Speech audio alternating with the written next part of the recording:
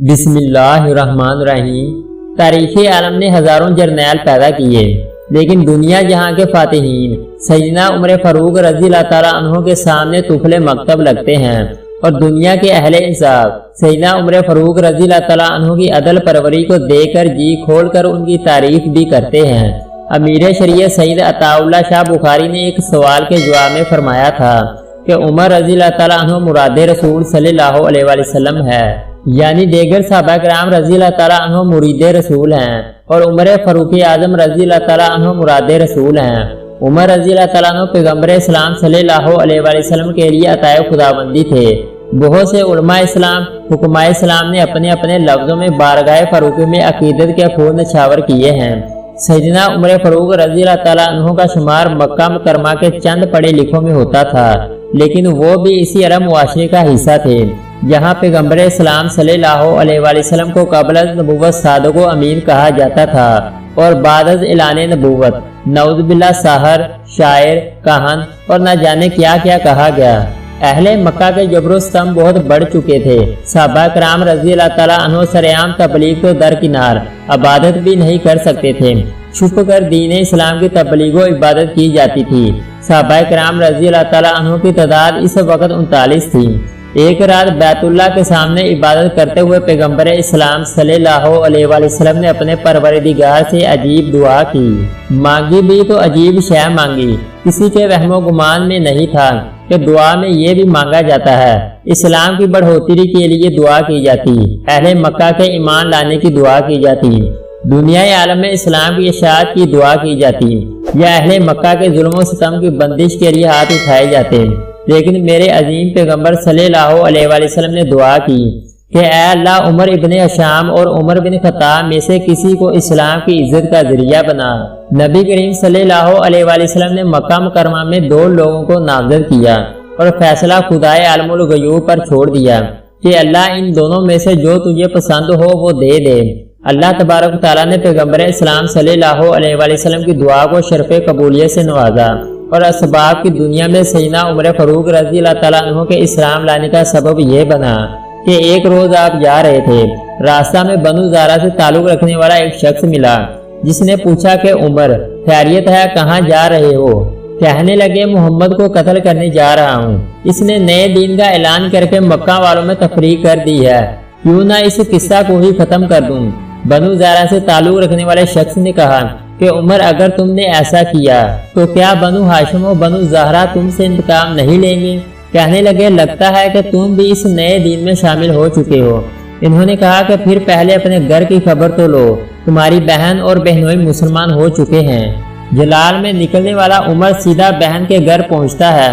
یہاں سیدنا خباب رضی اللہ تعالیٰ عنہ ان کے بہنوئی اور بہن کو سورۃ طٰہٰ پڑھا رہے تھے۔ حضرت عمر نے باہر سے آواز سنی اور دروازے پر دستک دی۔ اندر سے پوچھا گیا کون؟ عمر۔ نام سنتے ہی سیدنا خباب رضی اللہ تعالیٰ عنہ چھپ گئے۔ عمر نے آتے ہی پوچھا تم لوگ کیا پڑھ رہے تھے؟ انہوں نے بات ٹالتے ہوئے کہا کہ ہم آپس میں باتیں کر رہے تھے۔ کہنے لگے میں نے سنا ہے تم نئے دین میں شامل ہو گئے ہو۔ بہنوئی نے کہا کہ عمر وہ دین تیرے دین سے بہتر ہے، تو جس دین پر ہے یہ گمراہ راستہ ہے۔ بس سننا تھا کہ بہنوئی کو دے مارا زمین پر۔ بہن چھڑانے آئی تو اتنی زور سے اس کے چہرے پر تماچا رسید کیا کہ ان کے چہرے سے خون نکل آیا۔ بہن کے چہرے پہ خون دے کر غصہ ٹھنڈا ہوا اور بہنوئی کو چھوڑ کر الگ ہو بیٹھے اور کہنے لگے کہ اچھا لاؤ دکھاؤ تم لوگ کیا پڑھ رہے تھے۔ بہن نے کہا کہ تم ابھی اس کلام کے آداب سے ناواقف ہو، اس کلام مقدس کے آداب ہیں، پہلے تم وضو کرو پھر دکھاؤں گی۔ انہوں نے وضو کیا اور سورۃ طٰہٰ پڑھنا شروع کی۔ یہ پڑھتے جا رہے تھے اور کلام الہی کی تاثیر قلب کو متاثر کیے جا رہی تھی۔ خباب بن ارث رضی اللہ تعالیٰ عنہ یہ منظر دے کر باہر نکل آئے اور کہنے لگے عمر کل رات نبی کریم صلی اللہ علیہ وآلہ وسلم نے بارگاہ خداوندی میں دعا کی تھی کہ اے اللہ، عمر بن حشام یا عمر بن خطاب میں سے کسی کو اسلام کی عزت کا ذریعہ بنا، یا ان میں سے کسی ایک کے ذریعے اسلام کی تائید فرما۔ اے عمر، میرے دل نے گواہی دی تھی کہ یہ دعائے پیغمبر صلی اللہ علیہ وآلہ وسلم عمر بن خطاب کے حق میں پوری ہوگی۔ اسی طرح کی ایک روایت سیدنا سعید بن مسیب رحمۃ اللہ علیہ سے مروی ہے۔ وہ فرماتے ہیں کہ جب کبھی رسول اللہ صلی اللہ علیہ وآلہ وسلم عمر بن خطاب یا ابو جہل کو دیکھتے تو رب العزت کے حضور دستے دعا دراز کرتے ہوئے فرماتے کہ اے اللہ، ان دونوں میں سے جو تیرے نزدیک زیادہ پسندیدہ ہے اس سے اپنے دین کو قوت عطا فرما۔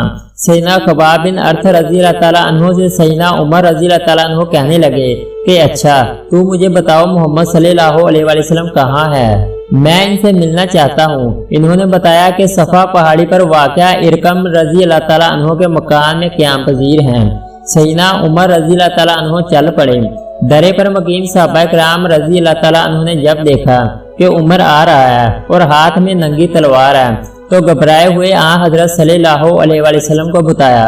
وہیں اسد اللہ سیدنا حمزہ بن عبد المطلب رضی اللہ تعالیٰ عنہ بھی تھے۔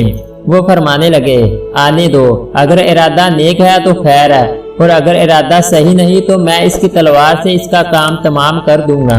جب سیدنا عمر رضی اللہ تعالیٰ عنہ وہاں پہنچے تو پیغمبر اسلام صلی اللہ علیہ وسلم پر نزول وحی جاری تھی۔ چند لمحوں بعد آپ صلی اللہ علیہ وسلم نے عمر رضی اللہ تعالیٰ عنہ سے فرمایا اے عمر، تم کس چیز کا انتظار کر رہے ہو؟ کیا ابھی وقت نہیں آیا کہ تم اسلام قبول کرو؟ بس یہ سننا تھا کہ فوراً کلمہ شہادت پڑھتے ہوئے دائرہ اسلام میں داخل ہو گئے۔ اصحاب رسول صلی اللہ علیہ وسلم نے حضرت عمر رضی اللہ تعالیٰ عنہ کے اسلام لانے کی خوشی میں اس زور سے نعرہ تکبیر بلند کیا کہ صحن کعبہ میں بیٹھے ہوئے کفار و مشرکین نے بھی سنا، اور اس نعرے کی آواز سے وادی مکہ گونج اٹھی۔ پھر نبی کریم صلی اللہ علیہ وسلم نے سیدنا عمر رضی اللہ تعالیٰ عنہ کے سینہ مبارک پر دستے اقدس رکھا اور دعا فرمائی، یا اللہ اس کے سینے میں جو کچھ میل کچیل ہو وہ دور کر دے اور اس کے بدلے ایمان سے اس کا سینہ بھر دے۔ قبول اسلام کے وقت بعض مورخین کے نزدیک آپ کی عمر 23 سال تھی اور بعض کہتے ہیں کہ عمر 26 سال تھی۔ مصر کے ایک بہت بڑے عالم مفسر قرآن نے عجیب جملہ کہا ہے کہ حقیقت یہ ہے کہ عمر رضی اللہ تعالیٰ عنہ اسی گھڑی پیدا ہوئے اور یہیں سے ان کی تاریخی زندگی کا آغاز ہوا۔ مفسر قرآن سیدنا عبداللہ بن عباس رضی اللہ تعالیٰ عنہ فرماتے ہیں حضور سرور کائنات صلی اللہ علیہ وسلم نے فرمایا کہ جبرائیل میرے پاس آئے اور کہا کہ آسمان والے عمر رضی اللہ تعالیٰ عنہ کے قبول اسلام پر خوشیاں منا رہے ہیں۔